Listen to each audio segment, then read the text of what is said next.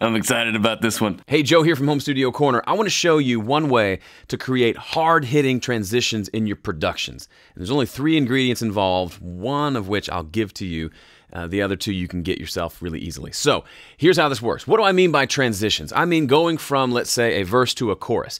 Or if there's a chorus and there's a turnaround, like a 4 or 8 bar turn going into the bridge. How do we make those transitions hit hard? Well, there's 3 ingredients that I use all the time, and they work like gangbusters. Who says gangbusters? Anyway, the first ingredient is the tracks themselves. This is the Captain Obvious moment. The tracks themselves need to have punch, meaning something needs to be introduced, the way the guitarist plays, the way the drummer plays, or maybe introducing new instruments or new parts into the song on the downbeat. That needs to be in place. That's step 1, but that's not the end of it. That's actually just the beginning. Let me show you what I'm talking about. Here's a song called Someone to Blame that I released last year. Really big, humongous tune. Actually, it's actually one of the ones that's featured inside my new course, Understanding Production. I walk you through every track in the session and how I produced it. But there's a bridge that happens after the chorus. The chorus ends, there's a couple bars of transition, and then there's this big, huge bridge. Lots of things happen in the bridge. The chord changes to a new chord we haven't heard throughout the song yet. The drums get big, a couple of extra guitars come in, a bunch of keyboards, and a bunch of background vocals come in. So I'm going to play that for you. So this is ingredient number 1. The tracks themselves need to have some punch on that downbeat. Then I'll show you the 2 more ingredients that take it over the top. So let me give you a couple of bars going into it so you can hear what that's like. This big section right here where all the purple tracks come in, that's the downbeat that we're focusing on. Here we go.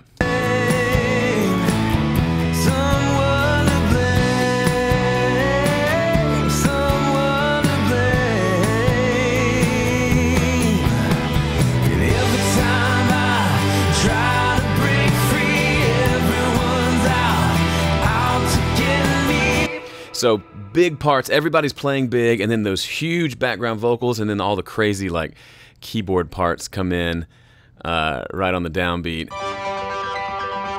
Just there's a lot of crazy stuff going on. So the tracks themselves, you could call this done and probably be happy, but I wasn't quite happy. I wanted one more thing, and let me show you what that is. The first is a good old-fashioned cymbal swell. Now, if you're a drummer or you have access to some cymbals and some mics, you can record these yourself. Just set up a pair of mics and a nice wide stereo, whatever setup you want to use for stereo, and then just record the drummer playing a bunch of cymbal swells.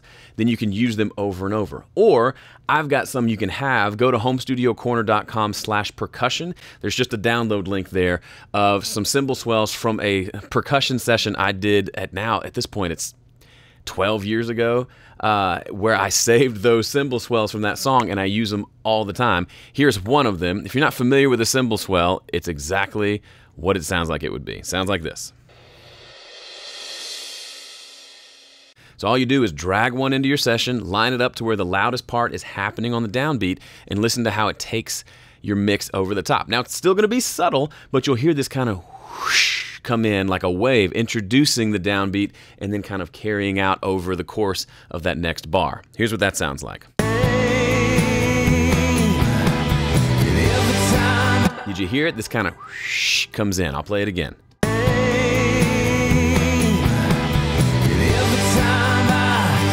Those can be overdone, but you can put those in several different spots throughout the song and it can work wonderfully. And it complements the cymbals the drummer's probably playing on the downbeat anyway. But I didn't stop there. So ingredient 1, the tracks need to have punch. Ingredient number 2, cymbal swells. Ingredient number 3, this is my favorite one, and I do this a lot, is a reverse piano. So it's super simple. Get a keyboard. It doesn't even have to be a good piano sound. Just anything will do. If you have a virtual instrument that has kind of crappy piano sounds, that's great. Then go record a low octave on the piano. So pick a note for the song. For me, it's it's whatever chord is being played up until the downbeat. That's the note that I chose. It's different ones make sense for different songs, but literally just hold down and play a big loud octave at that note. It'll be some note that's probably being played in the bass as well. So you record that, and it sounds like this. That's all I did. Recorded that, added a bunch of reverb to it, sounded great. Now, we're not going to use that sound, we're going to reverse it. So in Studio One, I just hit Command R, it reverses it, And then with that reverb still applied, it's going to have this big swell in and then fade out, much like a cymbal swell. Listen to that. So all those high frequencies that happen at the very beginning of the note, those are now happening right at the end of this reversed note that kind of adds this extra build up into the downbeat. Combine that with a cymbal swell. That alone by itself sounds pretty epic. Throw it on top of the entire mix and it creates so much tension and release at that downbeat. It's just awesome.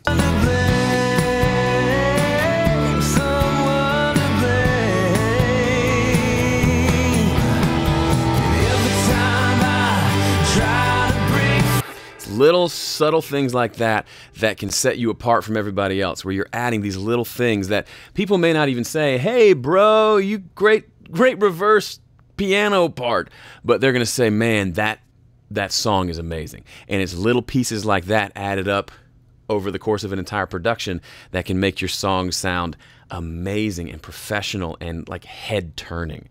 This is what we're talking about inside my new course, Understanding Production. If you want to dive in, I'll show you tricks like this, but on a grand scale, so the entire song. I mean, look, this song has lots and lots of tracks. I can tell you what I did and how I thought through every step of the process in producing this song and a bunch of others. And it's all available for you right now. If you want to check it out, understandingproduction.com. If not, hit the like button, subscribe to this channel. I got more fun stuff coming at you soon. In the meantime, take it easy.